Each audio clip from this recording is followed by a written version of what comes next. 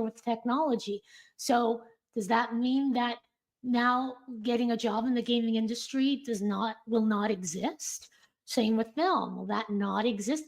When, who knows? I've said this before, my job can be irrelevant in a couple of years, but that doesn't mean I'm not going to try to find my balance with it and target an audience that I know could use my help.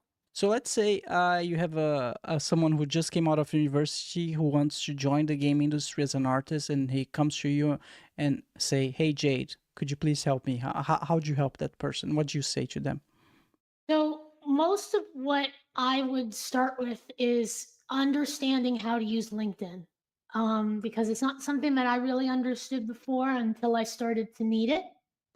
And I really understood that, yes, it has a lot of flaws. There's things I would love to change and make it better, but right now, it is the hub for finding connections and creating opportunities. You might find a job there, but it's really more about what you can do to, make opportunities happen. I wouldn't be here today without it and talking to you. So, um, what I would help them with to start is understanding not only LinkedIn, but also knowing their vision. What is their mission as an artist? Are they trying to do they just want a job in game art, doing character art, doing environment art, concept art, whatever it is? What kind of art specifically? What is your dream game that you want to contribute to? How will that be different than everyone else's art that's applying for the same job? What is your approach to the art that you do? What are the tools? All of these little things help the person understand that, yes, they can do this particular style and genre, but they're going to do it in this way because this is what they can make the best impact in. And I say this because,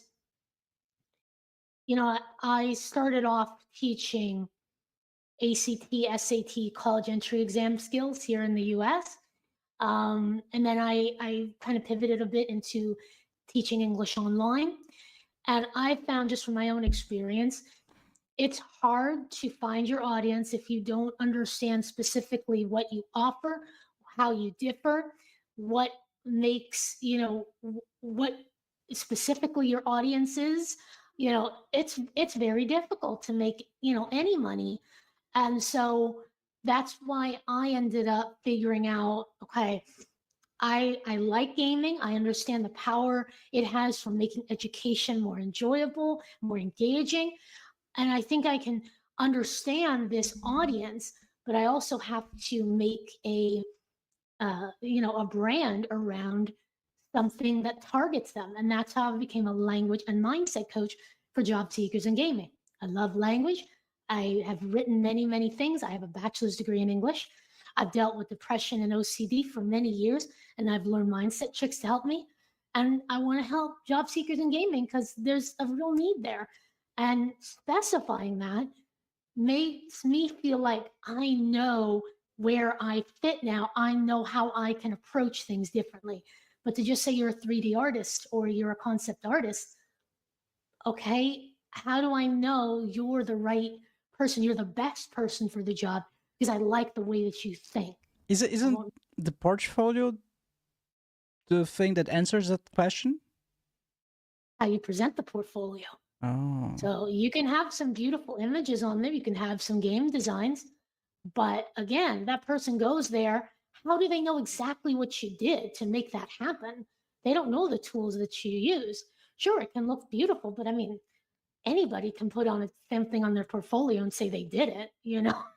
um, but I think with this, it's more of showing the process of what you actually did to get this result. What tools were you using? What kind of styles did you use to create this imagery? Um, how did it form your thought process and how you went into it, the hours you spent and how you used those hours? What was each step that you took to make that happen? So the more that you break it down in your portfolio, the more you're telling a story. And that's what recruiters resonate with. Hmm. Interesting. So you show that you're real, basically. That you know your craft, you know what you're doing, you know where you're coming from, where you're going, And this conveys confidence, I assume.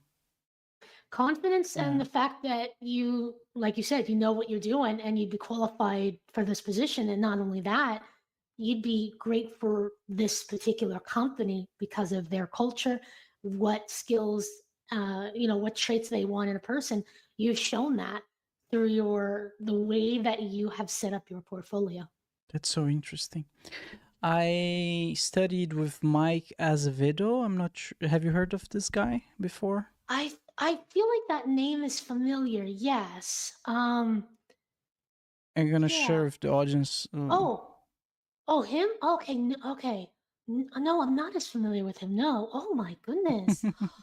Oh, I love creature art. It's like my favorite of all the art. I love. 'Cause I'm a Pokemon fan, of course. I love creature art. It's so cool. Maybe no, he did not draw any Pokemon, but this guy, he's an amazing concept artist. I think nowadays he's an art director of his own art studio in Brazil, and we studied.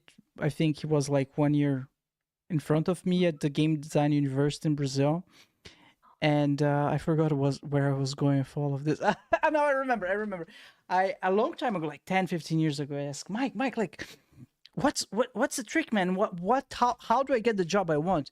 And he told me, Bruno, you need to laser focused on the position, the company that you want, but like exact the position, company, exact the type of game that you want, and go after that. But you need to be laser focused on that. So I see some similarities from what he told me and what you're saying right now. And I apply this principles. Like, I want to work at Ubisoft in Germany, and a couple of years later, there you go.